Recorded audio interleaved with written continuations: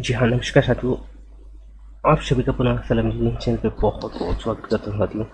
आप सब कैसे हैं? मैं उम्मीद करूँ कि बहुत ही अच्छे होंगे। और आज हम यहाँ साइंस के बहुत ही महत्वपूर्ण महत्वपूर्ण क्वेश्चनों को लेके आए साथियों, जो कि यहाँ पे ये जो क्वेश्चन ऐसे हैं जो एग्जामों में आए हुए क्वेश्चनों को आज मैं लेके आया हूँ साथियों। और आज हम बहुत ही अच्छे से और बहुत ही डिटेल से आप लोगों को इन क्वेश्चनों से रूबरू कराने वाले हैं। सो आप सबसे मेरा यही रिक्वेस्ट है कि पूरे क्वेश्चनों को अब बहुत ही अच्छे से बहुत ही ध्यान देते हुए आपको यहाँ पे देखना होगा, क्योंकि आपको पता है कि CTET का जो एग्ज़ाम है वो काफ़ी नज़दीक आ चुका है। और यहाँ पे साइंस और मैथ्स का जो वेटेज है आपको पता है 60 नंबर का है। और इसमें यहाँ पे आपसे साइंस पूछा जा रहा है 30 नंबर का, है ना। 30 नंबर का आपको यहाँ पे क्या पूछा जा रहा है? साइंस पूछने वाला है। कितना? 30 नंबर का साइंस पूछने वाला है। तो इस 30 नंबर को यदि आपको कवर करना है तो आपको प्रैक्टिस तो करना ही होगा, ठीक है। प्रैक्टिस के बिना आपका कुछ नहीं होने वाला, प्रैक्टिस आपको करना होगा। और इस चैनल के माध्यम से आप लोगों को ऐसे ही बहुत सारी क्लासेस भी मिल पा रही है। तो चलो चलते हैं हम क्वेश्चनों की, और क्वेश्चनों का लेवल देख के ही पता चलेगा आपको कि क्या यहाँ पे क्वेश्चन अच्छे यहाँ पे दिए जाते हैं या नहीं, ठीक है।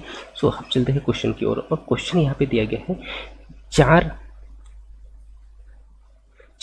है? 4 100 ओमेगा प्रतिरोध समांतर में, यानी क्या है? प्रतिरोध जो है समांतर में जुड़े हुए हैं, ठीक है।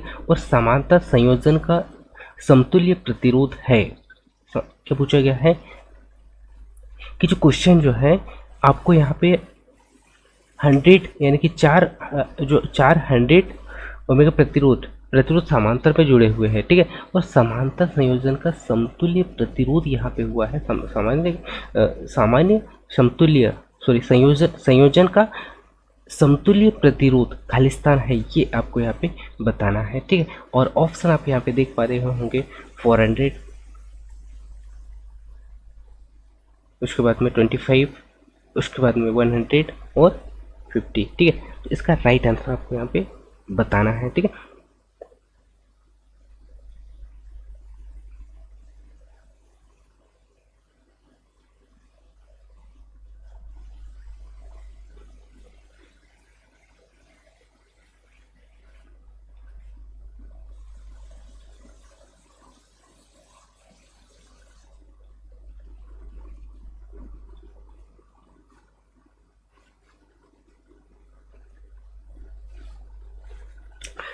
तो चलते क्वेश्चन, इसका राइट आंसर क्या होगा साथियों? इसका राइट आंसर की यदि मैं बात करूँ, यहाँ पे क्वेश्चन ने क्या पूछा है? सामान्य प्रतिरोध, है ना। कैसा है? सामान्य प्रतिरोध पूछा है। प्रतिरोध जो है समांतर, है ना। कैसे? समांतर श्रेणी में, है ना, समांतर श्रेणी में जुड़ा हुआ। तो यहाँ पे क्या होता है कि यदि यहाँ पे दो प्रकार की होती है। एक श्रृंखला संयोजन श्रृंखला होती है, श्रृंखला जो होती है संयोजन होती है, और दूसरा समांतर होती है ना। तो समांतर श्रृंखला कैसी होती है और संयोजन श्रृंखला कैसी होती है? यदि मैं यहाँ पे बात करूँ समानांतर श्रृंखला, है ना। क्या है? समानांतर श्रृंखला की होती है 1/r equal 1/r 1 plus 1/r2, है ना, R2, ठीक है। इस प्रकार यहाँ पे होता है और आगे बढ़ते जाता है, ठीक है। 1/r3, ठीक है। और इसका डिजिट 1/r, ये आगे बढ़ते जाएगा। और यदि मैं यहाँ पे बात करूँ संयोजन श्रेणी की, तो संयोजन श्रेणी में क्या होता है? संयोजन श्रेणी में हम कैसे करते हैं, ये आपको आगे क्वेश्चन आ सकता है, ठीक है। इसलिए बता रहा हूँ संयोजन श्रेणी की अगर बात करें तो संयोजन श्रेणी में क्या होगा? संयोजन श्रेणी में आपको यहाँ पे देखने को मिलेगा R बराबर से R1 R2 R3, R1 plus R2 plus R3, ठीक है। सो यहाँ पे इन दोनों मेथडों को याद रखना होगा आपको, ठीक है। अब हम चलते हैं पहला, जो हमें यहाँ पे जो क्वेश्चन दिया गया है, क्वेश्चन ने क्या बोला है? 4 समानांतर श्रेणी, यहाँ पे 4 प्रतिरोध का समानांतर श्रेणी पूछा गया है, ठीक है। तो समानांतर श्रेणी के अंतर्गत हम यहाँ पे देखें तो यहाँ पे जो है परिपथ कितना है? 4, कितना दिया गया है? 4 दिया गया है, ठीक है। और इसका परिपथ कैसे बनता है? उसको परिपथ मैं आप लोगों को बता दूं। यहाँ पे परिपथ बनेगा इसका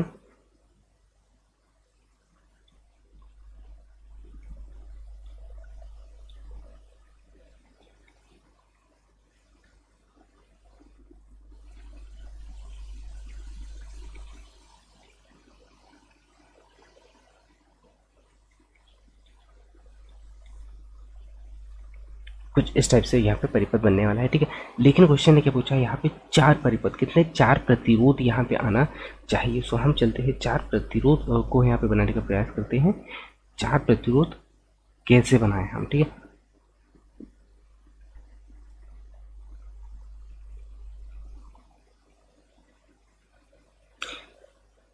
चार प्रतिरोध बनाते हैं। 4 प्रतिरोध कैसे बनाए,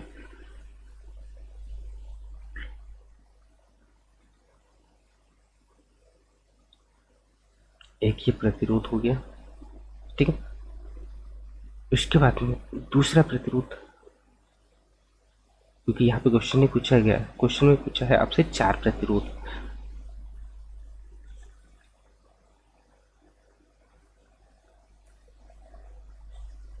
ये हो गया आपके कितने 4 प्रतिरोध, ठीक है।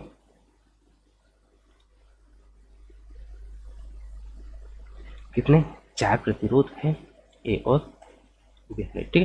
कितने 4 प्रतिरोध आपको यहाँ पे नजर आ रहे होंगे, ओके। कितने 4 प्रतिरोध है, ठीक है। ये हो गया आपके 4 प्रतिरोध। अब हम यहाँ पे क्या करेंगे, फॉर्मूला अप्लाई करना पड़ेगा आपको, ठीक है। ये हो गया 4 प्रतिरोध, 4 प्रतिरोध हो गया।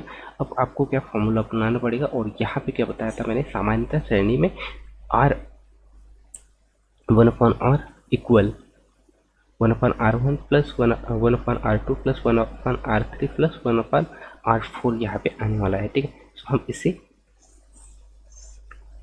साइड में करते हुए इसको फॉर्मूला को अपनाते हैं, ठीक है।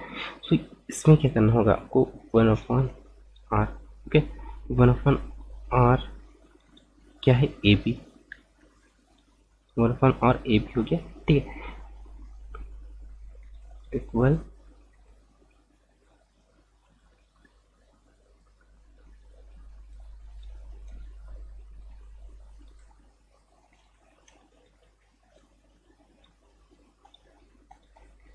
1/R3/4, ठीक है। इक्वल में बराबर से ये होता है, ये 4R हो गया, ठीक है। कितने के 4R हो गया। और ये जो R का मान कितना दिया गया है, अब R का मान आपको यहाँ पे प्रतिरोध का मान ऑलरेडी आपको पहले ही दिया गया है, कितना है 4/, कितना हो गया 100 हो गया, ठीक है। R का मान कितना दिया 100, यहाँ पे आपको ऑलरेडी पहले ही मिला हुआ है, ठीक है। सो आपको क्या करना है, इसको पहचानता करना है। तो क्या हो जाता है, ये R बराबर से ए बी इक्वल 100/4। जब इससे आप काटोगे तो आपको यहाँ पे क्या प्राप्त होने वाला है, 25, ठीक है। यहाँ पे क्या प्राप्त हो गया 25, अर्थात हम यहाँ पे कह सकते हैं कि इसका राइट आंसर क्या होने वाला है 25। इस प्रकार आप बहुत ही आसानी से क्वेश्चन को यहाँ पे हल कर पाओगे, ठीक है। अब हम चलते हैं नेक्स्ट अगले क्वेश्चन की और। नेक्स्ट अगले क्वेश्चन है आपके सामने, निम्नलिखित कथनों पर विचार कीजिए कि नीचे दिए गए कोड का प्रयोग कर सही उत्तर चुनिए, ठीक है। तो किसी ताप विद्युत केंद्र में तेल, कोयला या प्राकृतिक गैस जैसे ईंधन का उपयोग विद्युत उत्पादन के लिए किया जाता है ना। उसके बाद में सेकंड यहाँ पे क्या दिया गया है कि पानी गर्म करने और इसे भाप में बदलने के लिए ईंधन को दहन किया जाता है, ठीक है। और टरबाइन से होकर गुजरती है, जिससे कि प्रचक्रण है ना, क्या हो रहा है, प्रचक्रण और घूर्णन होता है तथा विद्युत का उत्पादन होता है। सो यहाँ में से कौन सा कथन सही है या कौन सा कथन गलत है, ये आपको यहाँ पे 4 ऑप्शन दिए गए हैं। पहला ऑप्शन है कथन 1 सही है किंतु कथन 2 सही नहीं है, या फिर कथन 2 सही है किंतु कथन 1 सही नहीं है, या फिर दोनों कथन सही है। और नेक्स्ट क्वेश्चन के यहाँ पे ऑप्शन क्या दिया गया, और 2 कथन और 1 कथन की व्याख्या करता है, ठीक है। और उसके बाद में क्या है, दोनों कथन सही है किंतु कथन 2 कथन 1 की व्याख्या नहीं करता है। इसका राइट आंसर आपको यहाँ पे बताना है, ठीक है।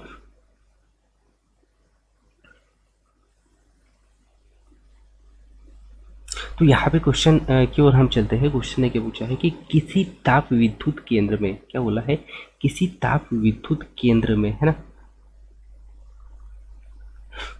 किसी ताप विद्युत केंद्र में केंद्र में तेल, कोयला और प्राकृतिक गैस है ना। तेल, कोयला और प्राकृतिक गैस कैसे होते हैं?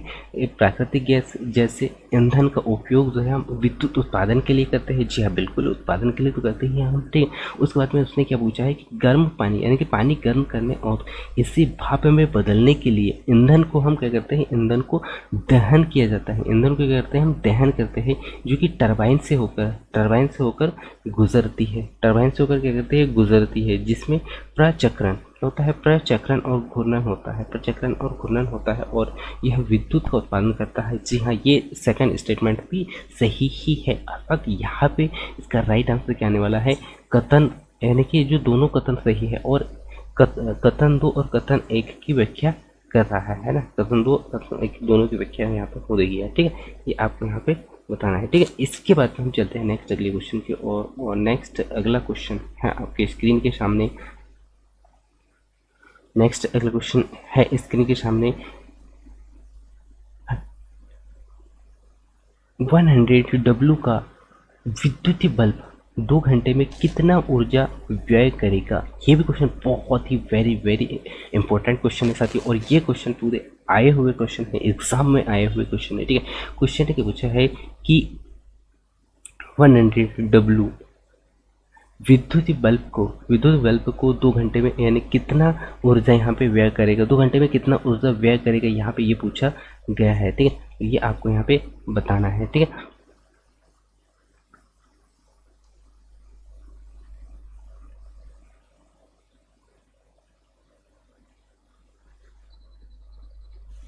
यदि मैं यहाँ पे बात करूँ विद्युत शक्ति की, है ना, विद्युत शक्ति की, तो विद्युत शक्ति किसी परिपथ में क्या होता है? विद्युत ऊर्जा की खपत की दर को विद्युत शक्ति कहते हैं ना। क्या कहते हैं? विद्युत ऊर्जा की खपत की दर, विद्युत ऊर्जा की क्या होती है? सॉरी, खपत की दर को विद्युत ऊर्जा कहते हैं ना, सॉरी विद्युत शक्ति कहते हैं, ठीक है।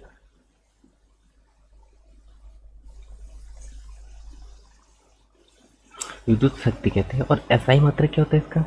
एसआई मात्रक कितना होता है? एसआई मात्रक होता है इसका वाट, ठीक है। एसआई मात्रक क्या होता है? वाट होता है, ठीक है। और 1 किलोवाट में कितना होता है? ये भी मैं आप लोगों को बता देता हूँ। 1 किलोवाट में कितना होता है? 1 किलोवाट में होता है तो यहाँ पे 1000 वाट, 1000 वाट होता है, ठीक है। ये आपको यहाँ पे याद रखना है। इसके बाद में यदि मैं यहाँ पे बात करूँ तो विद्युत ऊर्जा की, हमने क्या देखा? विद्युत शक्ति देखा, ठीक है। विद्युत शक्ति क्या होती है बता दिया मैंने कि किसी परिपथ में विद्युत ऊर्जा की खपत, है ना। विद्युत ऊर्जा की खपत किसी परिपथ में,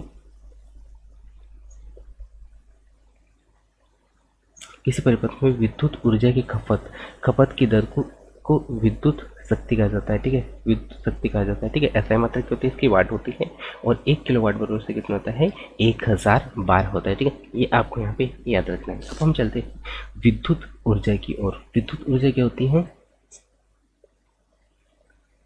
उस पर नजर डालते हैं, ठीक है। तो विद्युत ऊर्जा क्या होती है? विद्युत ऊर्जा जो होती है विद्युत आवेश से प्रवाह व्युत्पन्न ऊर्जा को विद्युत ऊर्जा कहते हैं, है ना। क्या कहते हैं? विद्युत आवेश में प्रवाह, विद्युत आवेश के प्रवाह में उत्पन्न, है ना, आवेश के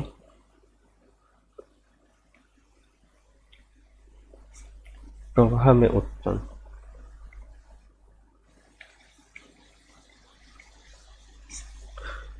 उत्पन्न, क्या आप कह सकते हैं व्युत्पन्न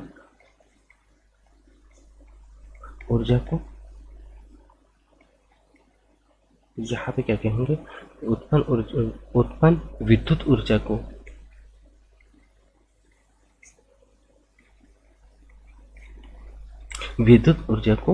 ऊर्जा कहते हैं, ठीक है। याद रखना है आपको। और इसका एसआई मात्रक क्या होता है? एसआई मात्रक की अगर हम बात करें, एसआई मात्रक क्या होता है? एसआई मात्रक जूल होता है। विद्युत ऊर्जा का एसआई मात्रक क्या होता है? जूल होता है। ये आपको यहाँ पे याद रखना है, ठीक है। अब हम चलते हैं क्वेश्चन की ओर, और क्वेश्चन ने क्या पूछा है, और यहाँ पे और एक नोट करना चाहते हैं कि 1 किलोवाट घंटा पर व्यवस्था कितना होता है, 1 किलोवाट घंटा पर व्यवस्था कितना होता है, 1 किलोवाट गुणित 1 घंटा, अर्थात हम यहाँ पे कह सकते हैं क्या कि 1000 वाट गुणित 1000 वाट गुणित 1 घंटा, यहाँ पे दिया गया था 1 किलोवाट गुणित 1 घंटा पर उससे क्या होगा वाट, 3600 है ना, 3600 सेकंड टोटल। अर्थात हम यहाँ पे कहेंगे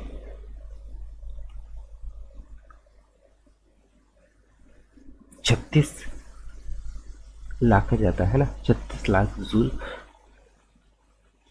ठीक है। अर्थात इसका 36 इंटू 10 का पावर 6 है ना, 10 का पावर 6 जूल होने वाला है, ठीक है। क्या आपको यहाँ पे याद रखना है, ठीक है। अब हम चलते हैं क्वेश्चन की ओर। क्वेश्चन ने क्या दिया है कि 10 डब्ल्यू यानी सॉरी 100 यानी कि 100 डब्ल्यू का विद्युतीय बल्ब 2 घंटे में कितना ऊर्जा यहाँ पे खपत करेगी। सो यहाँ पे आपको क्या दिया गया है, शक्ति कितना दिया गया है, शक्ति दिया है आपको यहाँ पे 100 है ना, 100 क्या दिया गया है, शक्ति दिया हुआ है, क्या दिया है, शक्ति दिया हुआ है। और उसके बाद में समय कितना है, समय आपके पास में है 2 घंटे, समय कितना दिया है, 2 घंटे दिया हुआ। सो बल्ब का परिपथ विद्युत ऊर्जा यानी कि बल्ब का आपतित ऊर्जा क्या होती है, बल्ब का आपतित ऊर्जा E इक्वल बराबर से इंटू 2, ठीक है। अर्थात बराबर से कितना हो जाता है 200 WH होगा, ठीक है, 200 WH। अर्थात E बराबर से यहाँ पे क्या हो जाएगा 0.2 kWh, ठीक है। और यदि हम इसको आगे सॉल्व करें तो यहाँ पे हो जाता है 0.2 इंटू 3.6 इक्वल 10 का पावर कितना हो जाता है 6, जो कि आपको यहाँ पे दिया हुआ है, ठीक है। इसके बाद में यदि आप इसको कैलकुलेशन करते हो तो यहाँ पे आपको क्या प्राप्त होने वाला है, ई बराबर से 720 है ना, ई बराबर से 720। अर्थात हम यहाँ पे कह सकते हैं कि इसका राइट आंसर क्या होने वाला है, इसका राइट आंसर क्या होने वाला है यहाँ पे। लेकिन यहाँ पे आपको ये याद रखना है कि यहाँ पे क्या आ जाता है, केजी पे आएगा, किस पे आएगा, के जी पे आएगा, ठीक है। ये विशेष रूप से यहाँ पे ध्यान देना है, ठीक है। अर्थात इसका राइट आंसर क्या होने वाला है, राइट आंसर होगा 4, ठीक है, क्या 420 केजी, ठीक है। ये यहाँ पे आपको याद रखना है, इसका पूरा डिटेल से मैंने आप लोगों को यहाँ पे बता दिया है। अब हम चलते हैं अगले क्वेश्चन की और अगला क्वेश्चन आपको यहाँ पे दिया गया है कि निम्नलिखित कथनों में से कौन सही है, निम्नलिखित कथनों में से कौन सही है, यहाँ पे पूछा है आपसे। यहाँ पे दिया गया है पहला ऑप्शन दिया गया, पहला कथन यहाँ पे दिया गया है कि एक तरंग की आवृत्ति जो होती है ना, एक तरंग की आवृत्ति कैसे कंपन के माध्यम से, कंपन माध्यम में प्रति मिनट जो है प्रत्येक घटक में प्रत्येक घटक कण के दोलन की संख्या है, ठीक है। इसने क्या बोला है कि पहला जो इन्होंने क्या बताया है कि एक तरंग की जो आवृत्ति होती है कंपन माध्यम में प्रति मिनट प्रत्येक घटक कण के दोलन की संख्या है, ठीक है, जैसे है। उसके बाद नेक्स्ट अगला क्या दिया गया है कि किसी विशेष क्षण में एक ही चरण वाली तरंग में दो बिंदुओं के बीच की जो न्यूनतम दूरी को क्या कहते हैं, तरंग की लंबाई कहते हैं, ठीक है। तो दोनों स्टेटमेंट को यदि हम यहाँ पे देखें तो आपको यहाँ पे क्या नजर आ रहा होगा,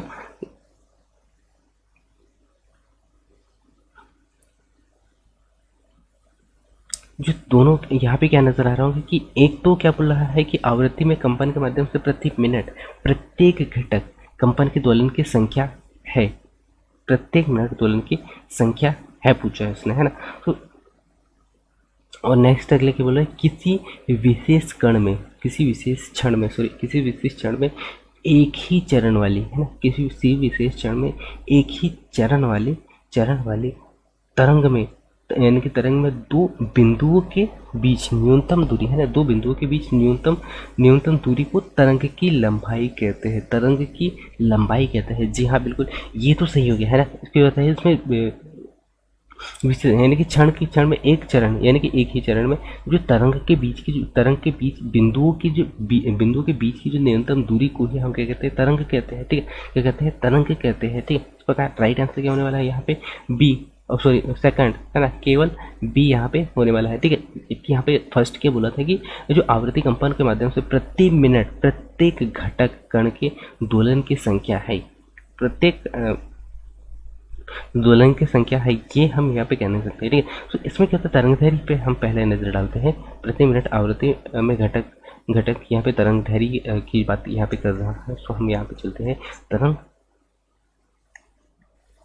दैर्घ्य की ओर। तो तरंगदैर्घ्य क्या होती है, या एक शाखा या गर्त की दो, है ना, एक शाखा या गर्त की दो समांतर चोटियों के बीच की न्यूनतम दूरी होती है। अतः यह इसका राइट आंसर क्या हो गया, इसका तो राइट आंसर भी हो गया। ठीक, इसका एसआई मात्रक की अगर बात करें तरंगदैर्घ्य की, तो एसआई मात्रक क्या होता है, एसआई मात्रक आपको याद रखना है मीटर होता है। ठीक है, क्या होता है, मीटर होता है, एसआई मात्रक मीटर होता है। और तरंगदैर्घ्य की जो आवृत्ति होती है, एक सेकंड में एक बिंदु से गुजरने वाली, है ना, एक सेकंड में एक बिंदु से गुजरने वाली संख्या होती है। ठीक है, आवृत्ति की इकाई क्या होती है, इकाई क्या होती है,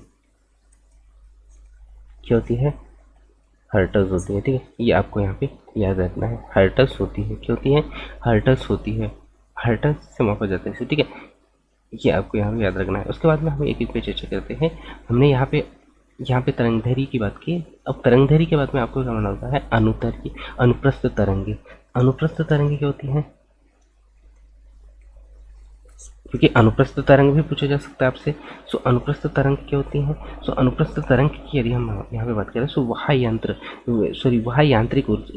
यांत्रिक तरंग जो क्या होता है, संचारित होने पर माध्यम के जो कण होते हैं ना, माध्यम के कण संचारण की दिशा की कैसी होती है, दिशा के लंबवत कंपन करते हैं ना, दिशा के कैसे लंबवत कंपन करते हैं, अनुप्रस्थ तरंगे कहलाती है। ठीक है, इसको आपको नोट कर लेना है। मैंने क्या बताया कि अनुप्रस्थ तरंग यदि पूछ लिया जाए, यहाँ पे तो आपसे तरंगदैर्घ्य पूछा था। ठीक है, यदि अनुप्रस्थ तरंग पूछ लेता था तो आपको याद रखना है कि वह तरंग यानी कि वह यांत्रिक तरंग जो संचारित होने पर माध्यम के जो कण होते हैं ना, माध्यम के कण संचारण की दिशा के कैसे होंगे, लंबवत होंगे। दिशा की कैसे होती है, लंबवत होते हैं। ये आपको यहाँ पे याद रखना है। और अनुप्रस्थ तरंग केवल कैसे होती है, ठोस होते हैं। अनुप्रस्थ तरंगे कैसे होती है, केवल ठोस होती है ना, ठोस पदार्थों में ही उत्पन्न होती है। ठीक है, ये आपको याद रखना है। और तरंगे के अंदर इन तरंगों के अंदर में क्या होता है, द्रव्य के अंदर, तरंगों को द्रव्य के अंदर उत्पन्न नहीं किया जा सकता है ना, द्रव्य के अंदर आप उत्पन्न नहीं कर सकते हो। ठीक है, ये आपको याद रखना है। और यह केवल तरल की सतह पर उत्पन्न किया जाता है। ठीक है, ये आपको याद रखना है। उसके बाद में नेक्स्ट अगला यदि पूछ लिया जाए आपसे, अनुदैर्घ्य तरंगे क्या होती है ना, क्या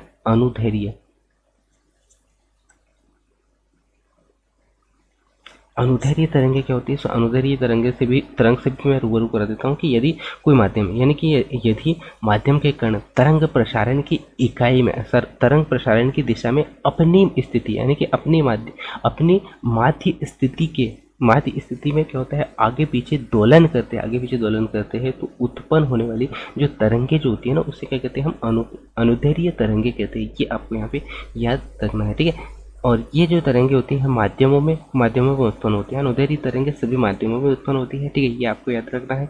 उसके बाद में विद्युत चुंबकीय एवं यांत्रिक तरंग की अगर हम बात करें, तो इस पर भी आप नजर डाल लेते हैं कि जो तरंगे जो होती है, जिनके संचारण के लिए किसी माध्यम की आवश्यकता नहीं होती है ना, विद्युत चुंबकीय तरंग या फिर यांत्रिक तरंगों में इसमें किसी माध्यम की आवश्यकता नहीं होती। ये तरंगे कैसी होती है, निर्वात में फैल जाती है। ठीक है, ये आपको याद रखना है। और यदि आपसे क्वेश्चन पूछ लिया जाए, क्या यांत्रिक तरंगे, है ना, क्या यांत्रिक तरंगे यदि पूछ लिया जाए आपसे, तो किसी शांत नदी या तालाब में क्या होता है, किसी शांत नदी या तालाब में जल के, यानी कि जल में क्या होना चाहिए, जल में ईंट फेंकने पर या कोई कंकड़ फेंकने पर उत्पन्न विक्षोभ यांत्रिक तरंग कहलाता है। यांत्रिक तरंग क्या होता है कि किसी शांत जल हो गया, तालाब हो गया, इनमें जब आप कंकड़ या कोई पत्थर फेंकते हो, तो उसमें उत्पन्न विक्षोभ यांत्रिक तरंग कहलाती है। और किसी माध्यम से ये क्या होता है, किसी माध्यम से यांत्रिक तरंगों के प्रसारण के लिए हुई व्यावसायिक यानी कि व्यावसायिक है के माध्यम को ही हम क्या कहते हैं, लोच या जड़त्व के गुण कहते हैं। ठीक है, ये आपको यहाँ पे याद रखना है। अब हम चलते हैं नेक्स्ट अगले क्वेश्चन की ओर, और मैं उम्मीद करता हूँ कि यहाँ पे जो क्वेश्चन था उसका मैंने पूरा डिटेल आप लोगों को यहाँ पे बताने का प्रयास किया, वो समझ में आया होगा। ठीक है, नेक्स्ट अगला क्वेश्चन है कि यदि एक स्थान पर गुरुत्वाकर्षण के कारण त्वरण कितना दिया गया है यहाँ पे 9.8 मीटर सेकंड स्क्वायर है, तो 40 किलोग्राम द्रव्यमान वाले एक वस्तु का भार कितना होगा। ये भी क्वेश्चन वेरी वेरी इंपॉर्टेंट, और क्वेश्चन बहुत ही जबरदस्त है सर। यहाँ पे भी 39.2 n, सेकंड ऑप्शन दिया गया है आपको 392 n, या फिर थर्ड ऑप्शन दिया गया है 40.8 n, या फिर फोर्थ ऑप्शन दिया गया है 4.08 n। इसका राइट आंसर आपको यहाँ पे बताना है।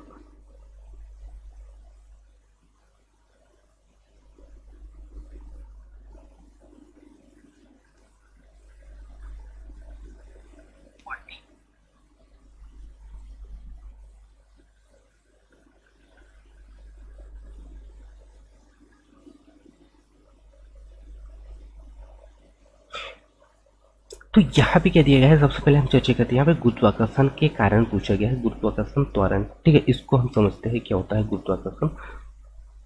गुरुत्वाकर्षण गुरुत्वाकर्षण कारण गुरुत्वाकर्षण कारण त्वरण पर हम चलते हैं। पहले क्या दिया गया, गुरुत्वाकर्षण त्वरण क्या होता है। गुरुत्वाकर्षण त्वरण यदि पृथ्वी जो होती है ना, पृथ्वी यानी कि पृथ्वी द्वारा आकर्षण के गुरुत्वाकर्षण बल के कारण, गुरुत्वाकर्षण बल के कारण क्या होता है, वस्तु द्वारा क्या होता है, वस्तु द्वारा प्राप्त त्वरण को ही पृथ्वी का गुरुत्वाकर्षण त्वरण कहते हैं। ठीक है, पृथ्वी का गुरुत्वाकर्षण के कारण त्वरण, पृथ्वी के गुरुत्वाकर्षण के कारण त्वरण कहा जाता है। क्योंकि प्रत्येक ग्रह में अलग अलग द्रव्यमान और त्रिज्या होती है, इसीलिए गुरुत्वाकर्षण के कारण त्वरण कैसे होगा, यहाँ पे अलग अलग ग्रहों के लिए अलग होता है। ठीक है, सो यहाँ पे क्या याद रखना है आपको, गुरुत्वाकर्षण के कारण त्वरण जो है ना, पृथ्वी के आकर्षण क्या होता है, पृथ्वी द्वारा आकर्षण के गुरुत्वाकर्षण बल, इसको मैं नोट ही करवा देता हूँ आपको। क्या, पृथ्वी द्वारा आकर्षण के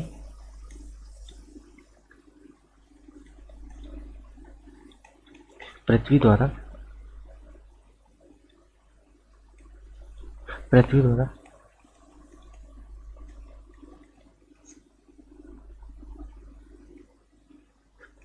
क्या होता है, आकर्षण के गुरुत्वाकर्षण के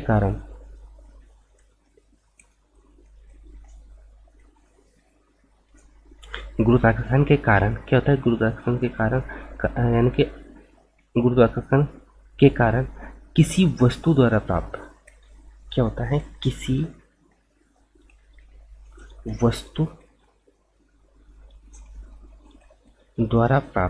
वस्तु द्वारा प्राप्त त्वरण को पृथ्वी का गुरुत्वाकर्षण कहते हैं ना। प्राप्त त्वरण को गुरुत्वाकर्षण का क्या कहते हैं, गुरुत्वाकर्षण के कारण का त्वरण कहा जाता है। ठीक है, ये आपको यहाँ पे याद रखना है। ठीक है, और उसके बाद में यदि हम यहाँ पे बात करें भार की, भार भी दिया है क्या, जी हाँ, भार भी यहाँ पे नज़र आ रहा है, ये आप देख पा रहे होंगे भार। ठीक है, तो भार क्या होता है, किसी वस्तु का वजन वस्तु पर गुरुत्वाकर्षण का बल कहलाता है। ठीक है, ये भी आपको यहाँ पे याद रखना है भार का। ठीक है, और भार बराबर से क्या होता है, भार बराबर से होता है F = m × द्रव्यमान। ठीक है, ये आपको यहाँ पे याद रखना है। ठीक है, अब उसके बाद में यहाँ पे क्या दिया हुआ है आपको, यहाँ पे दिया हुआ है चंद्रमा का बनाम, यानी कि चंद्रमा का बनाम अर्थात पृथ्वी का जो मान यहाँ पे भी दिया हुआ है। ठीक है, तो इसको भी हम समझते हैं। तो चंद्रमा का जो द्रव्यमान होता है ना, चंद्रमा का द्रव्यमान क्या होता है, चंद्रमा का जो द्रव्यमान होता है ना, चंद्रमा का द्रव्यमान पृथ्वी के कितना होता है,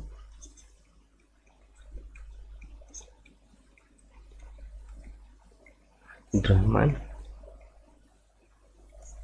पृथ्वी के कितना होता है, पृथ्वी का 1/1000 है ना, 1000 गुना क्या होता है, पृथ्वी का 1/1000 गुना है। और चंद्रमा की त्रिज्या कितनी होती है,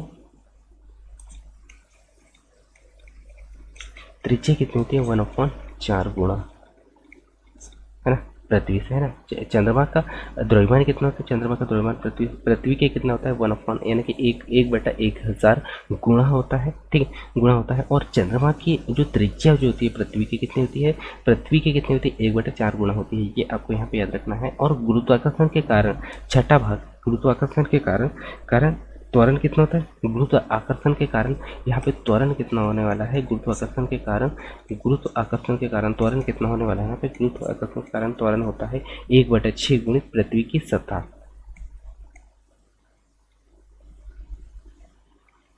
पृथ्वी की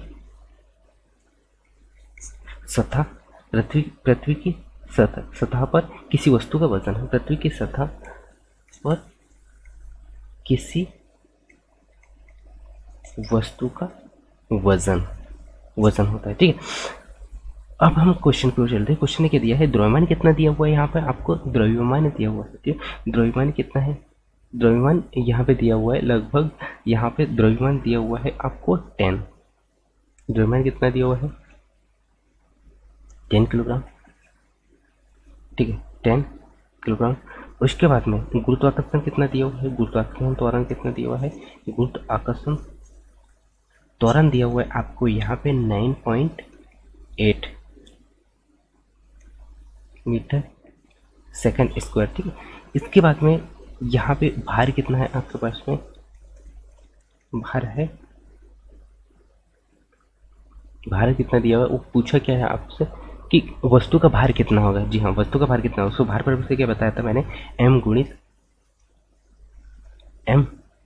के बताया था, यहाँ पे वस्तु का भार क्या होगा एम गुणित जी, ठीक है। तो यहाँ पे एम कितना दिया हुआ है, तो आपको यहाँ पे नजर आ रहा होगा एम कितना दिया हुआ है, एम दिया हुआ है भाई साहब 40, है ना, गुणित 9.8, ठीक है। जब आप इसको हल करते हो तो यहाँ पे आपको प्राप्त होने वाला है क्या 392, है ना, 392 एन, ठीक है। क्या प्राप्त होने वाला है 392 N is the right answer, ठीक है। तो यहाँ पे क्या प्राप्त होगा, इसका राइट आंसर क्या होगा, इसका राइट आंसर होगा 392, अर्थात सेकंड ऑप्शन इसका राइट आंसर, ठीक है। सो इस प्रकार आप क्वेश्चनों को बहुत ही आसानी से हल कर सकते हो, बस आपको मेथड पता होना चाहिए, साथ ही साथ इसका जो डेफिनेशन है ये आपको पता होना चाहिए कि वाकई में गुरुत्वाकर्षण क्या होती है, और साथ ही साथ ये भार क्या होती है। यदि इसको आपने डिटेल में यदि पढ़ा है तो आप क्वेश्चनों को बहुत ही आसानी से ऐसे क्वेश्चनों को हल कर पाओगे, ठीक है।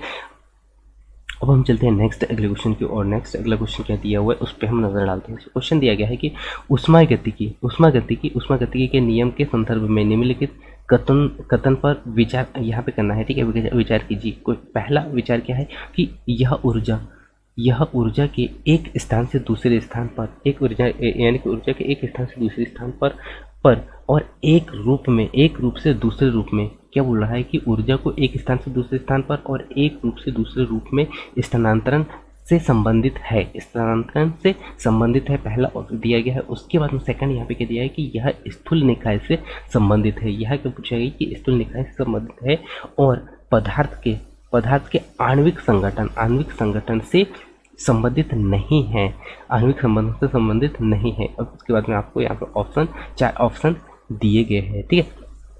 सो यदि मैं यहाँ पे बात करूँ ऑप्शनों को देखकर, यदि मैं यहाँ पे बात करूँ तो ऑप्शन पहला ऑप्शन क्या कह रहा है कि ऊर्जा जो होती है एक स्थान से दूसरे स्थान और एक रूप से दूसरे रूप में स्थानांतरण से संबंधित है। जी हाँ, बिल्कुल, दोनों यहाँ पे कथन हो रहे हैं, दोनों सही है, ठीक है।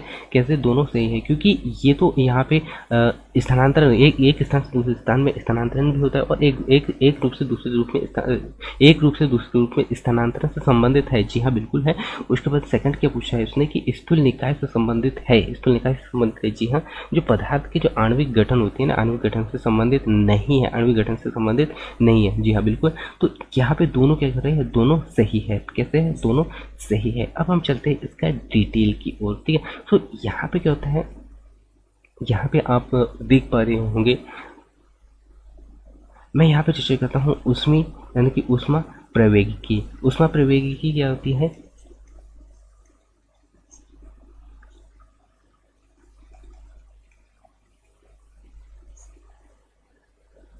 ऊष्मा प्रवैगिकी, ठीक है। सो ऊष्मा प्रवैगिकी क्या होती है, यह गर्मी यह गर्मी, कार्य तापमान और ऊर्जा के बीच का संबंध क्या कहलाता है? संबंध विज्ञान कहलाता है। अतः इसका राइट आंसर क्या हो जाता है? राइट आंसर क्या हो जाएगा साथियों? इसका राइट आंसर क्या बताया मैंने आपको? 3। ठीक है, ये आपको यहाँ पे याद रखना है। और यह स्थूल विज्ञान होता है, स्थूल विज्ञान है साथियों, और इसका अर्थ होता है कि यह स्थूल निकाय से संबंधित है और पदार्थ के आणविक गठन, पदार्थ के कैसे होने चाहिए? पदार्थ के आणविक गठन कैसे होते हैं? संबंधित नहीं होते, आणविक गठन संबंधित नहीं होते, इसलिए यहाँ पे ये भी कैसे हो जाता है? राइट हो जाता है। ठीक है, तो ये आपको याद रखना है। और उसमें ऊर्जा वह ऊर्जा होती है, उसमें ऊर्जा क्या होती है? वह ऊर्जा होती है जो उष्मा से आती है। कहाँ से आती है? उसमें ऊर्जा उष्मा से आती है। ठीक है, ये आपको यहाँ पे याद रखना है। और यह उष्मा किसी वस्तु के भीतर छोटे छोटे कणों में क्या करती है? गति उत्पन्न करती है। और ये कण जितनी तेजी से चलते हैं उतने ही अधिक मात्रा में क्या होते हैं? ऊर्जा उत्पन्न यहाँ पे करते हैं। ठीक है, आपको यहाँ पे याद रखना है। इसके बाद में नेक्स्ट क्वेश्चन को चलते हैं, और नेक्स्ट क्वेश्चन भी बहुत ही ज़बरदस्त है। और क्वेश्चन क्या दिया गया है कि स्तंभों का यहाँ पे कॉलम दिया हुआ है, कॉलम आपको यहाँ पे मिलाना है। ठीक है, और यहाँ पे जो मिलान करना काफ़ी आसान होता है साथी। बस आपको यहाँ पे 1 से 2 जो आपको यहाँ पे दिया गया है मिलान के लिए, उनके बारे में आपको सही पता होना चाहिए। यदि 1 से 2 ऑप्शनों 1 से 2 जो यहाँ पे दिया हुआ है उनके बारे में भी यदि आप जानते हो तो इसको ऐसे क्वेश्चन को बहुत ही आसानी से आप हल कर पाओगे। ठीक, सबसे पहले क्या दिया हुआ है? विद्युत प्रवाह। क्या दिया हुआ है? विद्युत प्रवाह। ठीक है, क्या दिया हुआ है? विद्युत प्रवाह। पहला क्या दिया हुआ है? विद्युत प्रवाह। सो विद्युत प्रवाह क्या होता है साथियों? विद्युत प्रवाह क्या होता है? विद्युत प्रवाह एम्पियर। क्या होता है विद्युत प्रवाह? विद्युत प्रवाह का मात्रा क्या होता है? एम्पियर होता है। ठीक है, मात्रा क्या होता है? एम्पियर होता है। यदि मैं यहाँ पे बात करूँ धारिता की, या हम यहाँ पे बात करते हैं विभवांतर की। सो विभवांतर का क्या होता है? विभवांतर का क्या होता है? सॉरी, विभवांतर का क्या होता है? विभवांतर का होता है वोल्ट। विभवांतर का क्या होता है? वोल्ट होता है। विभवांतर का आपको याद रखना है वोल्ट होता है। विभवांतर का क्या होता है? वोल्ट होता है। यहाँ पे हमें 2 मिल गया। अब आपको क्या करना है? यहाँ पे धारिता की अगर बात करें तो धारिता तो आपको पता ही होना चाहिए। धारिता क्या होती है? धारिता होती है फैराडे। क्या होती है? फैराडे। धारिता क्या होती है? फैराडे होती है। ठीक है, इस प्रकार यहाँ पे क्या प्राप्त हो गया? फैराडे। धारिता का फैराडे हो गया। अब लास्ट बचा आपका क्या? प्रेरकत्व। सो प्रेरकत्व का यहाँ पे क्या होने वाला है? हेनरी। प्रेरकत्व का क्या होगा? हेनरी होगा। ठीक है, सो इस प्रकार यहाँ पे क्या प्राप्त हो गया हमें? पहला का क्या आ गया? पहला का डी, जी हाँ है। इसके बाद में सेकंड का सी, जी बिल्कुल, सेकंड का यहाँ पे सी होने वाला है। ठीक है, तो ये हो गया सेकंड का सी, और थर्ड का बी। ठीक, इसके बाद में फोर्थ का ए। इस प्रकार इसका राइट आंसर क्या होने वाला है? राइट आंसर 3 होगा। ठीक है, सो इस प्रकार ऐसे क्वेश्चन को बहुत ही आसानी से आप हल कर पाओगे। ठीक है, सो हम एक पे चर्चा करते हैं यहाँ पे अवधारण में। जो संधारित या उपकरण को विद्युत ऊर्जा को विद्युत क्षेत्र में क्या करते हैं? हम संग्रहित करते हैं। यदि दो टरबाइन वाला एक निष्क्रिय इलेक्ट्रॉन घटक है, यह क्या होता है? 2 टरबाइन वाला एक निष्क्रिय घटक होता है। ठीक है, ये आपको यहाँ पे याद रखना है। ठीक है, और हम यहाँ पे चर्चा करते हैं धारिता की इकाई क्या होती है। धारिता की इकाई क्या होती है? फैराडे होती है, जिसका माइकल फैराडे, यानी कि जिसे माइकल फैराडे ने क्या किया था? माइकल फैराडे ने इसको संबंधित किया था। ठीक है, और हम चलते हैं एम्पियर। यहाँ पे दिया हुआ है आपको एम्पियर। ठीक है, तो एम्पियर क्या होता है? यह विद्युत धारा, यानी कि विद्युत धारा की एसआई मात्रा क्या होती है? विद्युत धारा की एसआई मात्रा क्या होती है? विद्युत धारा की एसआई मात्रा क्या है? एम्पियर है। ठीक है, और एक कूलाम विद्युत आवेश जो 1 सेकंड में 1 इकाई क्षेत्र में गुजरती है। ठीक है, ये आपको यहाँ पे याद रखना है। ठीक है, और यहाँ पे विद्युत धारा, यानी कि विद्युत धारा को मापने के लिए किसका उपयोग करते हैं? विद्युत धारा को मापने के लिए हम आमीटर का उपयोग करते हैं। किसका? आमीटर का उपयोग करते हैं। विद्युत धारा को मापने के लिए आमीटर का उपयोग करते हैं। और यहाँ पे आपको दिखाई देगा कूलाम क्या होती है? सॉरी, कूलम्ब क्या होती है? कूलम होता है विद्युत आवेश की इकाई। विद्युत आवेश की इकाई होती है। ठीक है, विद्युत आवेश की इकाई होती है जूल, जो ऊर्जा का एसआई मात्रक होता है। जूल क्या होता है? ऊर्जा का एसआई मात्रक।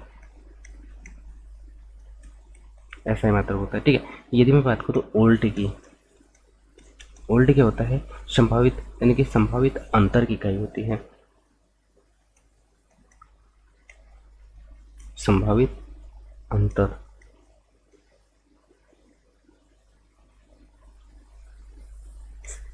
अंतर की इकाई होती है, ठीक है। ये आपको यहाँ पे याद करना है, ठीक है। इसके बाद में हम चलते हैं नेक्स्ट अगले क्वेश्चन की, और ये क्वेश्चन में जो जितना भी डिटेल यहाँ पे था उसको मैंने बताने का प्रयास किया, वो आपको समझ में आ गया होगा। अब हम चलते हैं नेक्स्ट अगले क्वेश्चन की, और नेक्स्ट अगले क्वेश्चन क्या है कि निम्नलिखित में से कौन सा नक्षत्र नहीं है। क्वेश्चन ने क्या पूछा है कि निम्नलिखित में से कौन सा नक्षत्र नहीं है, नक्षत्र नहीं है पूछा है, ठीक है। और ऑप्शन दिया गया है आपके पास में सप्तर्षि, बृहस्पति, ओरियन और क्या दिया हुआ है, मियो मेजर, है ना, मियो मेजर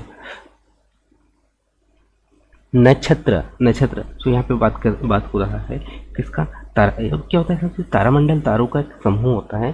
तारामंडल के यदि हम यहाँ पे बात करें, नक्षत्रों हम बात ही कर रहे हैं, तो हम यहाँ पे पहले बात कर लेते हैं तारामंडल, है ना। क्या होती है तारामंडल, तारों का समूह, यानी कि तारों का वह समूह जिसकी कल्पना ज्ञात, यानी जिसकी कल्पना एक ज्ञात आकृति के रूप में की जाती है, आकृति के रूप में की जाती है, ठीक है। और प्लूटो एक बौना ग्रह है। प्लूटो क्या होती है, प्लूटो की अगर हम बात करें कैसे है, बौना ग्रह है ना। प्लूटो बौना ग्रह है, बौना ग्रह जो कि एक कक्षा में सूर्य के चारों ओर घूमती है, और यह एक गोले, यानी कि एक गोल आकार के, यानी कि गोल आकार लेने के लिए पर्याप्त द्रव्यमान है, यानी कि पर्याप्त द्रव्यमान है, लेकिन यह ग्रह में कैसे बहुत छोटा है। और अंतर्राष्ट्रीय परमाणु संघ द्वारा इसे 2006 में, है ना, अंतर्राष्ट्रीय परमाणु संघ द्वारा 2006 में क्या किया गया, इससे प्लूटो को बौना ग्रह घोषित किया गया था। कब किया गया था, तो इसको प्लूटो को बौना ग्रह कब घोषित किया गया था, तो 2006 में अंतर्राष्ट्रीय संघ के द्वारा, अंतर्राष्ट्रीय परमाणु संघ के द्वारा कब 2006 में घोषित किया गया था। यह भी आपको याद रखना है। अब हम चलते हैं सप्तऋषि की ओर। सप्तऋषि क्या होती है, सप्तऋषि को बिग क्या कहते हैं, इसे बिग डिपर भी कहते हैं ना। सप्तऋषि को बिग क्या कहते हैं, बिग डिफर भी कहा जाता है, ये भी आपको यहाँ पे याद रखना है। और यह ग्रेट बियर भी इसे कहा जाता है, यह एक चम्मच की तरह दिखाई देती है। इसमें कितने 7 तारे होते हैं ना, इसमें कितने 7 तारे होते हैं, कितने 7 तारे होते हैं, 7 तारे होते हैं। और 7 तारे होते हैं, जिसमें 3 हैंडल में होते हैं। 3 कैसे होते हैं, 3 आपको यहाँ पे नजर आएंगे हैंडल में, और जो 4 जो होते हैं चम्मच के मुंह जैसे होते हैं, ठीक है। और यदि हम यहाँ पे बात करें ओरियन की, ठीक है, ओरियन कैसे होते हैं, ओरियन को शिकार के रूप में भी जाना जाता है। इसे क्या, ओरियन को क्या जाना जाता है, शिकार के रूप में भी जाना जाता है ना, शिकार के रूप में किसे जाना जाता है, ओरियन को जाना जाता है, ठीक है। और यदि हम बात करें नेक्स्ट लियो मेजर की, सो लियो मेजर में कितने 12वां सबसे बड़ा नक्षत्र होता है, ये 12वां सबसे बड़ा क्या है, नक्षत्र है, ठीक है, 12वां सबसे बड़ा नक्षत्र है, बड़ा नक्षत्र है, कौन है, लियो मेजर, ठीक है। और इसमें कितना 13 चमकीले तारे होते हैं, कितने 13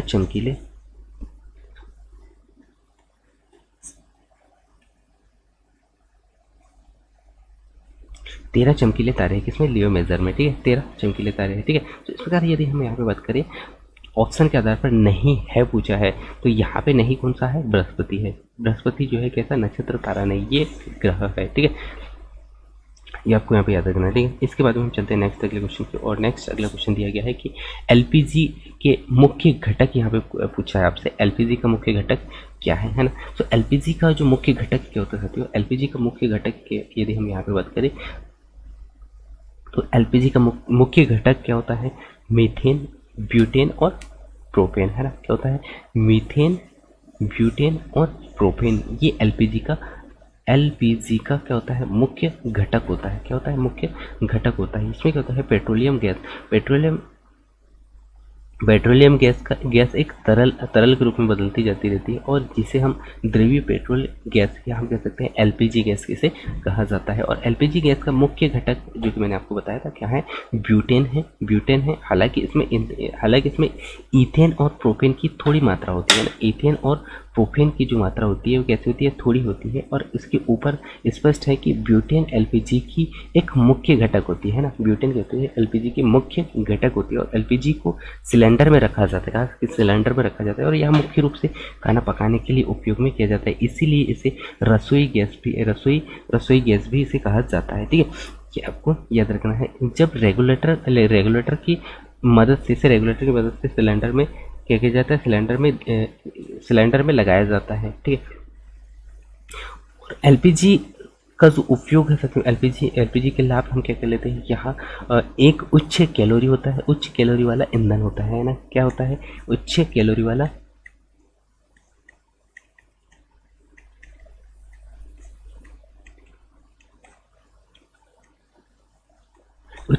ईंधन है। और यह बिना धुएं वाला है। ठीक है, कैसा है, बिना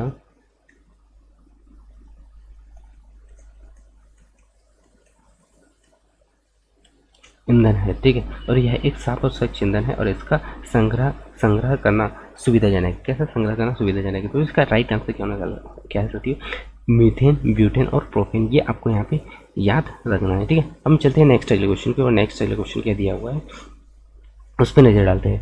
क्वेश्चन क्या है कि निम्नलिखित पर आपको विचार करना है। और क्या दिया है, जल रक्त में अधिक चिपचिपा होता है। जल जो है रक्त में अधिक चिपचिपा होता है। दूसरा क्या दिया हुआ है कि रक्त जल में अधिक चिपचिपा होता है। थर्ड क्या दिया है, इसकी तुलना में नहीं की जा सकती है, उनकी तुलना में नहीं की जा सकती है। वो तो उपरोक्त में से कौन सा रक्त और जल के श्यानता के बीच उत्तम संबंध को दर्शाता है, उत्तम संबंध है, ये यहाँ पे पूछा गया है ना। कौन सा जो रक्त है, रक्त और जल की श्यानता के बीच में क्या उत्तम संबंध को दर्शा रहा है, ये आपको यहाँ पे तीनों में से बताना है। ठीक है, सो इसका राइट आंसर के यदि हम यहाँ पे बात करें, क्या होता है, श्यानता क्या होती है, श्यानता प्रवाह में प्रतिरोध की एक माप है जो कि तरल पदार्थों को क्या करते हैं, परतों के बीच में आंतरिक संघर्ष के कारण उत्पन्न होते हैं ना। इस प्रकार यहाँ पे राइट आंसर जो नजर आ रहा है वो आ रहा है साथियों यहाँ पे कौन सा, 2, क्योंकि ये रक्त से अधिक चिपचिपा होता है। क्योंकि रक्त और जल की श्यानता के बीच में उत्तम संबंध पूछा है इसने, है ना। तो रक्त क्या होता है, रक्त जल से अधिक चिपचिपाता है। जी हाँ, बिल्कुल ये सही है। दूसरा क्या बोला उसने कि जल रक्त से अधिक चिपचिपा होता है, नहीं हो सकता है। ठीक है, उसके बाद में उनकी तुलना नहीं की जा सकती, कर सकते हैं, तुलना क्यों नहीं कर सकते, तुलना तो किया है जाता है, अर्थात यह भी गलत है। ठीक है, तो इस प्रकार यहाँ पे राइट आंसर क्या होने वाला है, राइट आंसर होने वाला है आपका 2। ठीक है, केवल 2 है। और यहाँ पे जो तरल गति के कारण क्या होता है, तरल गति के कारण ही प्रतिरोध और संघर्ष के समान आंतरिक संघर्ष की तरह यहाँ पे आंतरिक संघर्ष की तरह होती है। जब कोई ठोस सतह पर गति करता है, वह क्या करता है, ठोस सतह पर गति करता है, अणुओं के बीच प्रबल, यहाँ पे क्या पूछा है, अणुओं के बीच प्रबल आंतरिक बल उन्हें एक साथ बांधे जाते हैं ना, और पदार्थों के यानी कि जो परतों के बीच में एक दूसरे से कैसे होते हैं, एक दूसरे के बाद में गतिविधिक होते हैं, ठीक है, ये आपको यहाँ पे याद रखना है। हालांकि प्लाज्मा आमतौर पर क्या होता है, जल है। प्लाज्मा की अगर बात करें, यदि हम यहाँ पे बात करें प्लाज्मा की, है ना, प्लाज्मा की, तो ये आमतौर पर क्या होता है, जल होता है। ठीक है, क्या होता है, जल होता है। और इसे अन्य अणु यानी कि अन्य अणु भी कहते हैं। ठीक है, ये आपको यहाँ पे याद रखना है। ठीक है, इसके बाद में हम चलते हैं नेक्स्ट अगले क्वेश्चन की ओर। और नेक्स्ट अगले क्वेश्चन जो दिया गया है यहाँ पे, कौन सा विटामिन जल में घुलनशील नहीं है। यह क्वेश्चन बहुत इजी है, जल में घुलनशील विटामिन नहीं है, यहाँ पे ये पूछा है। ठीक है, सो अब मैं लेके चलता हूँ, सबसे पहले तो मैं लेके चलता हूँ जल में घुलनशील और वर्षा में घुलनशील विटामिन की हम चर्चा करते हैं। ठीक है, सो यहाँ पे विटामिन जो है, जो घुलनशील जो विटामिन होती है जल में, वसा में घुलनशील, उस पर हम चर्चा करते हैं। पहले पूछा है वसा में घुलनशील विटामिन क्या होती है, ADE के। ठीक है, क्या है, ADE के। ठीक है, ये ऐसी विटामिन होती है जो कि किसमें, वसा में घुलनशील होती है, किसमें, वसा में घुलनशील होती है। अब यहाँ पे आपको नजर आ रहा है क्या, डी, जी हाँ बिल्कुल वसा में घुलनशील है। उसके बाद में ए, वसा में घुलनशील है, विटामिन के भी वसा में घुलनशील है। अब क्वेश्चन ने क्या पूछा है, नहीं है। तो यहाँ पे जो विटामिन जो बी है ना, विटामिन बी कैसा, वसा में घुलनशील नहीं होता है। ये किसमें होता है, जल में घुलनशील होता है। जल में घुलनशील जो है, जल में घुलनशील बी और सी है, तो ऐसे विटामिन है जो कि जल में घुलनशील है। ठीक है, ये आपको यहाँ पे याद रखना होगा। ठीक है, इसके बाद में जल में घुलनशील, कुछ जल में घुलनशील विटामिन जल में घुल जाते हैं, और यानी कि ये विटामिन और पोषक तत्व शरीर में जल्द घुल जाते हैं। ठीक है, जो जल में घुलनशील जो होते हैं, जो बी से और सी जो होती है, ये शरीर में पूर्ण रूप से बहुत ही जल्द क्या हो जाता है, पोषक तत्वों के साथ में शरीर में बहुत जल्दी घुल जाते हैं। और वसा में घुलनशील विटामिन जो होती है ना, विपरीत जल में घुलनशील विटामिन के ऊतकों तक जाते हैं, लेकिन शरीर में उन्हें संग्रहित नहीं किया जाता है। ठीक है, ये जो वसा में जो घुलनशील विटामिन होती है ना साथियों, इनको शरीर, ये जो शरीर में जाती तो है, लेकिन इनका क्या किया जाता है, इनका संग्रहण नहीं किया जाता है, बॉडी के अंदर इनका संग्रहण नहीं किया जाता है। ठीक है, और जल में घुलनशील विटामिन कोई भी अतिरिक्त मात्रा बस शरीर में ही गुजरती है ना, कैसे होती है, शरीर में ही गुजरती है। ठीक है, जो आपको यहाँ पे याद रखना है। अर्थात यहाँ पे इसका राइट आंसर क्या होने वाला है, वो राइट आंसर है विटामिन बी जो है घुलनशील नहीं है, वसा में घुलनशील नहीं है। इसके बाद हम नेक्स्ट अगले क्वेश्चन को बढ़ते हैं, और नेक्स्ट अगले क्वेश्चन क्या है, नेक्स्ट अगले क्वेश्चन न्यूटन प्रतिवर्ग मीटर, न्यूटन प्रतिवर्ग मीटर खालिस्तान की इकाई है। न्यूटन का प्रतिवर्ग मीटर यहाँ पे इकाई पूछ लिया गया है आपसे। ठीक है, तो यहाँ पे यदि मैं यहाँ पे बात करूँ, न्यूटन का प्रतिवर्ग मीटर है ना, न्यूटन का प्रतिवर्ग जो मीटर यहाँ पे पूछा गया है। ठीक है, सो न्यूटन का प्रतिवर्ग मीटर क्या होता है, न्यूटन का प्रतिवर्ग मीटर आपको यहाँ प्रतिबल भी नजर आ रहा है, दाब भी नजर आ रहा है, यंग का मापक, जी हाँ बिल्कुल। अर्थात हम यहाँ पे कह सकते हैं इसका राइट आंसर क्या होने वाला है, राइट आंसर होने वाला है पी। तो दाब को क्या कहते हैं, दाब क्या होता है, दाब को प्रति इकाई क्षेत्र के बल से परिभाषित किया जाता है, और दाब बराबर से क्या होता है, बल होता है। दाब बराबर से क्या होता है, बल होता है। दाब बराबर से बल होता है। और दाब का एसआई मात्रक क्या होता है, इसका एसआई मात्रक होता है पास्कल। क्या होता है, एसआई मात्रक क्या होता है, पास्कल होता है, और इसे पीए से प्रदर्शित किया जाता है। एक पास्कल बराबर से क्या होता है, एक न्यूटन। एक पास्कल बराबर से क्या होता है, एक न्यूटन होता है। ठीक है, एक न्यूटन होता है, ये आपको याद रखना है। और एक पास्कल दाब की एसआई यानी कि एसआई व्युत्पन्न इकाई होती है, जिसका उपयोग जो है आंतरिक दाब, तनाव, यंग मापन इत्यादि में हम करते हैं। ठीक है, और इनका नाम जो है फ्रांसीसी पॉलीमेथन ब्लिच जो फ्लेज होता है ना, फ्लेज पास्कल के नाम पर यहाँ पे रखा गया है। बल का एसआई मात्रक क्या होता है, बल का एसआई मात्रक भी आपको यहाँ पे याद रखना है। बल का एसआई मात्रक क्या होता है, न्यूटन होता है। ठीक है, क्या होता है, न्यूटन होता है। ठीक है, कि इस प्रकार आपको यहाँ पे याद रखना है। इसके बाद में हम चलते हैं नेक्स्ट अगले क्वेश्चन की, और नेक्स्ट अगले क्वेश्चन क्या दिया है कि निम्नलिखित यानी कि निम्न में से कौन वंशानुक्रम की इकाई है, कौन वंशानुक्रम की इकाई यहाँ से आपसे पूछा गया है, वंशानुक्रम की इकाई आपसे पूछा गया है। ठीक है, ऑप्शन तो एक क्या दिया है, कोशिका दिया हुआ है, क्रोमेटिन दिया हुआ है, गुणसूत्र दिया हुआ है, और जीन यहाँ पे आपको दिया हुआ है। ठीक है, तो यदि मैं यहाँ पे बात करूँ जीन की, ठीक है, तो जीन कैसा होता है, अनुवांशिक, कैसा होता है, अनुवांशिक की एक इकाई होती है ना, अनुवांशिक की इकाई होती है। ठीक है, की मूल इकाई है, अनुवांशिक की मूल इकाई कहलाती है जीन कहलाती है। जीन होती है जो डीएनए में न्यूक्लियोटाइड्स का एक अनुक्रम होता है। डीएनए में न्यूक्लियोटाइड्स का क्या होता है, न्यूक्लियोटाइड्स का एक अनुक्रम होता है, किसका अनुक्रम होता है ना,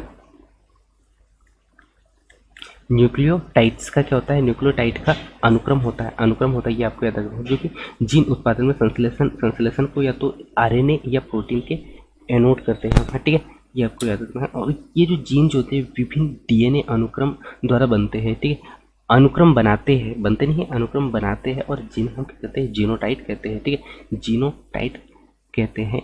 नेक्स्ट अगला क्या दिया हुआ है इसमें कि जो जीन वंशानुगत लक्षण होते हैं, जिसमें त्वचा के रंग, ऊंचाई आदि जैसे विभिन्न लक्षण यहाँ पे दिखाई देते हैं। ठीक है, तो इसका राइट आंसर, इस प्रकार राइट आंसर क्या हो जाता है यहाँ पे जीन। ठीक है, क्वेश्चन वंशानुक्रम पूछा गया और वंशानुक्रम की मूल इकाई क्या होती है, वंशानुक्रम की मूल इकाई क्या बताया मैंने, जीन बताया। इस प्रकार राइट आंसर क्या होने वाला है यहाँ पे, जीन, अर्थात फोर्थ ऑप्शन इसका राइट आंसर होगा। अब हम एक एक पे चर्चा करते हैं।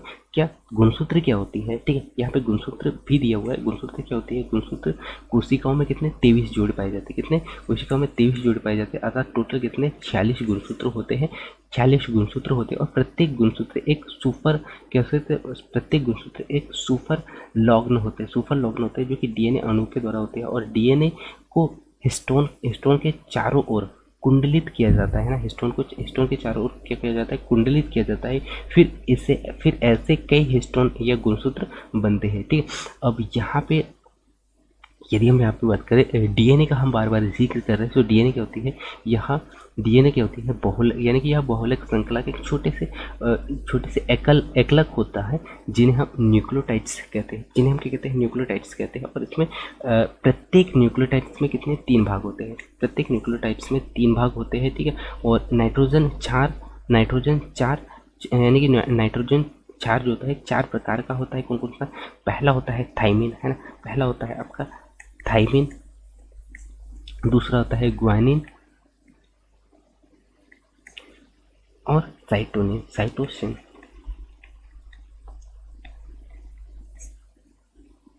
चार प्रकार के होते हैं, एडेनिन और एक है एडिनिन, है ना। कौन सा है, थाइमिन, ग्वानिन, साइटोसिन और एडेनिन, ठीक है। अब हम चलते हैं यहाँ पे कोशिका की ओर। कोशिका क्या होती है, तो कोशिका की मत करें, कोशिका सभी जीव यानी कि सभी जीवित कोशिकाओं के मूलभूत निर्माण खंड होती है, निर्माण इकाई होती है। क्योंकि कोशिका जो होती है ऊतकों का क्या होता है, कोशिका के द्वारा हम ऊतकों का निर्माण करते हैं और संपूर्ण अंगों का यहाँ पे निर्माण होता है, ठीक है। ये आपको यहाँ पे याद रखना, ठीक है। तो यहाँ पे इसका राइट आंसर क्या हो गया, कोशिका वंशानुक्रम, कौन सा वंशानुक्रम इकाई है, तो ये इसका राइट आंसर होगा, ठीक है। तो यहाँ पे जितना भी डिटेल था जो मैंने आप लोगों को बताने का प्रयास किया, इसके बाद में हम चलते हैं नेक्स्ट क्वेश्चन की। और यहाँ पे क्या क्वेश्चन है कि निम्नलिखित में से कौन सा खनिज अम्ल नहीं है, सल्फ्यूरिक अम्ल, हाइड्रोक्लोरिक अम्ल, नाइट्रिक अम्ल और साइट्रिक अम्ल। इसका राइट आंसर क्या होगा, साइट्रिक अम्ल। क्या होगा, साइट्रिक अम्ल, क्योंकि खनिज अम्ल वे पदार्थ होते हैं जो खनिजों से प्राप्त होते हैं ना। क्या पूछा है उसने, खनिज अम्ल क्या होते हैं, वे पदार्थ होते हैं जो खनिजों से प्राप्त होते हैं। इन्हें अन्य कार्बनिक स्रोतों से आप प्राप्त, यानी कि अन्य अकार्बनिक स्रोतों से प्राप्त किया जा सकता है, ठीक है, किया जाता है, ठीक है। ये आपको याद रखना। और खनिज अम्ल कैसे होते हैं, प्रबल अम्ल भी कहा जाता है। कैसे, प्रबल अम्ल भी कहा जाता है, ठीक है, प्रबल अम्ल भी कहा जाता है। और ये आसानी से जल में कैसे होते हैं, आसानी से जल में घुल जाते हैं। प्रबल खनिज यानी कि ये खनिज कैसे होते हैं, जल में आसानी से घुल जाते हैं। और खनिजों के अम्लों में उदाहरण जैसे हाइड्रोक्लोरिक अम्ल हो गया, सल्फ्यूरिक अम्ल हो गया और अम्ल साइट्रिक अम्ल इत्यादि इसके महत्वपूर्ण उदाहरण। सिट्रिक अम्ल कैसे होता है, सिट्रिक अम्ल की अगर हम बात करें तो सिट्रिक अम्ल कैसे होता है, सिट्रिक अम्ल कैसे होता है, खट्टा होता है। ये भी आपको यहाँ पे रखना ही है, अकार्बनिक अम्ल होता है, ठीक है। इसके बाद हम चलते हैं नेक्स्ट अगले क्वेश्चन की। और नेक्स्ट अगले क्वेश्चन क्या है, नेक्स्ट अगले क्वेश्चन है किसी वस्तु को ऊर्ध्वाधर उठाने की तुलना में उसी वस्तु को किसी अनंत समतल का प्रयोग कर एक दी गई ऊंचाई पर, है ना, एक दी गई ऊंचाई तक उठाने में किस एक चीज में कमी होती है। ये क्वेश्चन पूछा गया। ऑप्शन आपके पास में है, लगाए जाने वाले बल में, अपेक्षित कार्य में, तय की गई दूरी में और घर्षण बल में, ठीक है। तो इसका राइट आंसर क्या हो जाता है, इसका राइट आंसर होगा लगाए जाने वाले बल में, है ना, लगाए जाने वाले बल में। क्योंकि होता है किसी वस्तु को ऊर्ध्वाधर उठाने की तुलना में उसी वस्तु को किसी अनंत समतल पर प्रयोग कर दी गई एक, यानी एक दी गई ऊंचाई तक उठाने में औसाइक बल की मात्रा में कैसी होती है, कमी होती है, ठीक। तो यहाँ पे क्या होगा, लगाए जाने वाले बल में, है ना, यहाँ पे क्या है, लगाए जाने वाले बल में बल की जो मात्रा में क्या होती है, कमी होती है, ठीक है। ये इसका राइट आंसर होगा, ठीक है। और हम चलते हैं नेक्स्ट अगले क्वेश्चन की। और नेक्स्ट अगले क्वेश्चन क्या है कि निम्नलिखित में से किसे वनस्पति जगत का उभयचर नहीं कहा जाता है, वनस्पति जगत का उभयचर नहीं कहा जाता है, क्वेश्चन ने पूछा है, ठीक है।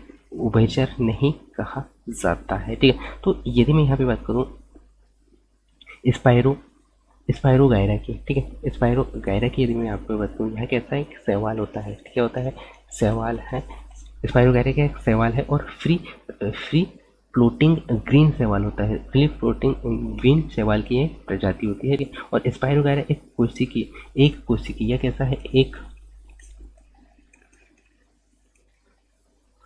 कोशिका है, एक कोशिका भित्ति वाली होती है। किसका? एक कोशिका भित्ति वाली होती है।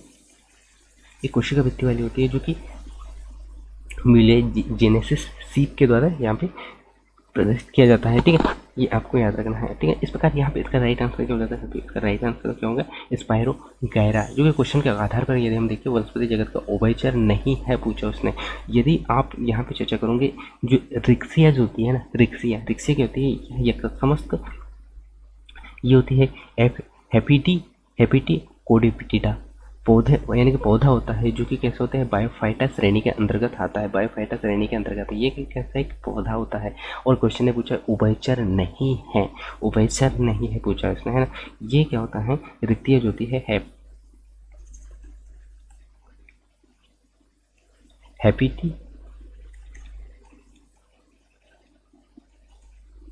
हैपिटिकोप्सिडा पौधा है, जो है पौधा है। ठीक है, और ये बायोफाइटा यानी कि बायोफाइटा की श्रेणी के अंतर्गत आता है। ठीक है, और बायोफाइटा पौधा जो होती है जमीन और जल में, यह कैसा होता है? जमीन और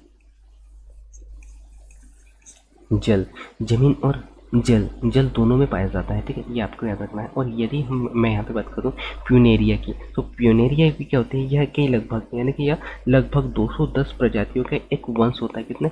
210 प्रजातियों का वंश होता है। और इनकी जीन्स की जो प्रजाति होती है ना, इनकी जीन्स की प्रजाति को हम कार्ड मास कहते हैं। जीन्स की प्रजाति को हम क्या कहते हैं? कार्ड मास कहते हैं। ये भी आपको यहाँ पे नोट करते हुए चलना होगा। और क्योंकि रस्सी की तरह किसी तरह से मुड़ा हुआ दिखाई देता है। ठीक, और उसके बाद में यदि मैं बात करूँ यहाँ पे मर्केंसिया की, सो मर्केंसिया क्या होती है? मर्केंसिया यहाँ मर्जेंटियस क्रम में लिवर वार्टस अर्थात हम कह सकते हैं रेंगने वाले रिबन जैसे पौधे होते हैं, जिनकी प्रजाति जो होती है आमतौर पर नम मिट्टी पर पाई जाती है ना, और विशेष रूप से ऊपरी गोलार्ध में हाल ही में या जली हुई भूमि पर पाई जाती है ना, जली हुई भूमि पर भी हमें यहाँ पे नजर आती थी। इसके बाद हम चलते हैं नेक्स्ट अगले क्वेश्चन को। नेक्स्ट अगले क्वेश्चन दिया गया है कि निम्नलिखित में से किसकी उपस्थिति के कारण गाय के दूध का रंग कैसा होता है? हल्का पीला होता है। ऑप्शन दिया गया आपको यहाँ पे जेतोफिल, राइबोफ्लेविन, उसके बाद में यहाँ पे दिया गया है राइबोब्यूलोस, उसके बाद में कैरोटीन। ठीक है, इसका राइट आंसर क्या होगा साथियों? कैरोटीन। क्यों कैरोटीन? सो यदि मैं यहाँ पे बात करूँ गाय के दूध की, तो गाय का दूध का जो पीला रंग जो होता है ना, गाय के दूध का जो पीला रंग होता है, पीला रंग की जो मात्रा गाय द्वारा यानी कि गाय द्वारा खाए जाने वाले हरे चारे पर निर्भर करती है कि कैरोटीन की उपस्थिति के कारण ही गाय के दूध में क्या होता है? हल्का पीला रंग उत्पन्न होती है। और कैरोटीन क्या होता है? एक वसा विलय यौगिक होता है, और यह न केवल दूध में पीला रंग उत्पन्न करता है बल्कि क्रीम, मक्खन हो गया, घी इत्यादि में भी पीला रंग उत्पन्न करता है। और दूध का योगदान देने वाला कैरोटीन विटामिन ए होता है। इसमें क्या होता है? विटामिन ए होता है। ठीक है, विटामिन ए जो होती है ना, विटामिन ए दूध में पाई जाती है, और यानी कि पूर्वगामी या कैरोटीनॉइड कहा जाता है इसे। ठीक है, जब शाकाहारी हरे पौधे होते हैं ये विटामिन ए में परिवर्तित हो जाते हैं। ठीक है, ये आपको यहाँ पे याद रखना है। और जो कैरोटीनेट जो फलें होती है ना, फलें, फूल इत्यादि सब्जियों के जो नारंगी और पीले रंग वर्णक के कारण होते हैं। किसके कारण होते हैं? वर्णक के कारण होते हैं। और जो हरी पत्ती जो पत्तेदार सब्जियां जो होती है ना, कैरोटीनाइड होती है, क्योंकि इसमें क्लोरोफिल की मात्रा जो होती है, क्लोरोफिल इन्हें छुपा लेती है। ठीक है, अब हम चलते हैं जेतोफिल की ओर। जेतोफिल क्या होती है? जेतोफिल इसे आमतौर पर विटामिन B2 की मात्रा के अनुसार से जाना जाता है, B2 की मात्रा के नाम से भी जाना जाता है। और यह नारंगी रंग की होती है और अपचय एवं रंगहीन रूप में बदलती रहती है। ठीक है, जो कि दूध, अंडे, पनीर में इत्यादि में यहाँ पे पाई जाती है। ठीक है, और राइबुलोस की अगर हम बात करें तो राइबुलोस क्या होते हैं, राइबुलोस यह एक कीटो पेंटोस शर्करा होती है ना, कीटो पेंटोस शर्करा होती है, कीटो पेंटोस शर्करा होती है ना, कीटो पेंटोस शर्करा होती है जो कि कीटोन क्रियात्मक समूह में पांच कार्बन युक्त क्या होता है, मोनोसेक्राइड्स होती है। ठीक है, ये आपको याद रखना है। इस प्रकार राइट आंसर क्या होता है यहाँ, कैरोटीन। ठीक है, इसके बाद नेक्स्ट अगले क्वेश्चन को बताते हैं, और नेक्स्ट अगला क्वेश्चन क्या है उस पर हम नजर डालते हैं। नेक्स्ट अगला क्वेश्चन पारिस्थितिकी तंत्र में ट्रैफिक स्तर यहाँ पे पूछा गया है ना, पारिस्थितिकी तंत्र में ट्रैफिक स्तर यहाँ पे पूछा गया है। तो ऑप्शन है आपके पास में ऑक्सीजन का स्तर, नमक का स्तर, ऊर्जा स्तर और जल स्तर। उसका राइट आंसर क्या होगा उस पर हम नजर डालते हैं। सो जो ट्रॉफिक स्तर जो होती है ना, खाद्य श्रृंखला की एक इकाई होती है, और यह एक खाद्य श्रृंखला की इकाई होती है, और यह एक जल और श्रृंखला में आहार की स्थिति को बताता है। और सभी खाद्य जलों में श्रृंखलाओं में कम से कम 2 या 3 पोषक स्तर होते हैं।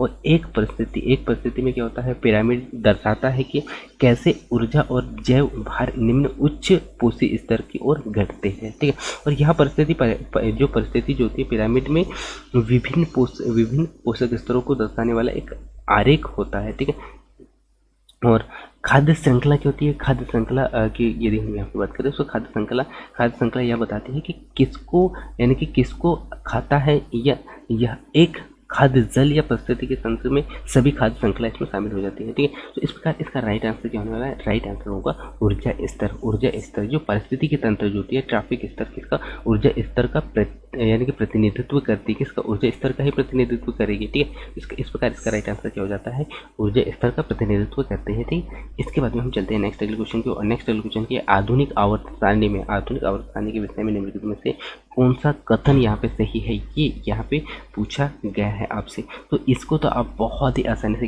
बता सकते हो कि इनमें कितने 18 आधुनिक आवर्त सारणी में 18 ऊर्ध्व स्तंभ होते हैं, 18 ऊर्ध्व स्तंभ होते हैं जिन्हें समूह के रूप में जाना जाता है। ठीक है, इस प्रकार इसका राइट आंसर क्या होगा, 18 है ना। इसमें 18 ऊर्ध्व स्तंभ होते हैं जिन्हें हम समूह के रूप में जानते हैं। ठीक है, ये क्वेश्चन तो काफी आसान हो गया। ठीक है, इसके बाद में नेक्स्ट अगले क्वेश्चन को बढ़ते हैं। और नेक्स्ट अगले क्वेश्चन क्या दिया हुआ है, एक तत्व को सभी कार्बनिक यौगिक का एक अनिवार्य घटक है, संबंध खालिस्तान संबंधित है। ठीक है, ये पूछा गया है क्वेश्चन में। ठीक है,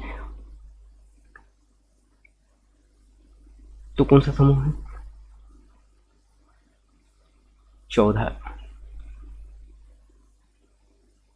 इसका राइट आंसर क्या होगा साथियों, राइट आंसर क्या होने वाला है, 14 क्या होने वाला है। आवर्त सारणी की बात करें तो आवर्त सारणी यह सभी तत्वों की व्यवस्था होती है, और सभी तत्वों को बड़े परमाणु क्रमांक यानी कि बड़े परमाणु क्रमांक के आवर्ती रासायनिक गुणों क्रम के रूप में जाना जाता है। ठीक है, और यह जो कार्बन कैसे होते हैं, कार्बन बहुआयामी से अन्य कार्बनिक परमाणुओं के साथ में संयोजन बंध बनाकर लंबी श्रृंखला और द्रव्यमान संरचना बना लेते हैं। ठीक है, कार्बनिक यौगिक की जो संख्या होती है ना, कार्बनिक में सबसे अधिक मात्रा में उपस्थित होती है, और इनकी संख्या कितनी होती है, 6 होती है। ठीक है, कार्बन की संख्या कितनी होती है, 6 होती है। ठीक है, ये आपको याद रखना है। और कार्बन का इलेक्ट्रॉनिक विन्यास कितना होता है, 2 और 4 होता है। चूंकि कार्बन में भाइतम कोश कितने होते हैं, 4 इलेक्ट्रॉन होते हैं, भाइतम में 4 इलेक्ट्रॉन होते हैं। ठीक है, और इसका अर्थ है कि कार्बन जो होता है 14 समूह के सदस्य, कितना, 14 समूह का सदस्य। इस प्रकार राइट आंसर क्या होगा, 14 समूह का सदस्य होगा। ठीक है, तो ये थे साथियों आज के बहुत ही महत्वपूर्ण क्वेश्चन। यहाँ पे हमने 20 क्वेश्चन को कवर किया। वैसे क्वेश्चन तो मैंने यहाँ पे रखा हुआ था 30 क्वेश्चन, और 30 क्वेश्चन हम पूरे नहीं कर पाए हैं। नेक्स्ट अगले क्लास में हम पूरे क्वेश्चनों को यहाँ पे कवर करेंगे। ठीक है, सो थैंक्स फॉर वॉचिंग। मिलते हैं अगली क्लास में, तब तक जय हिंद, वंदे।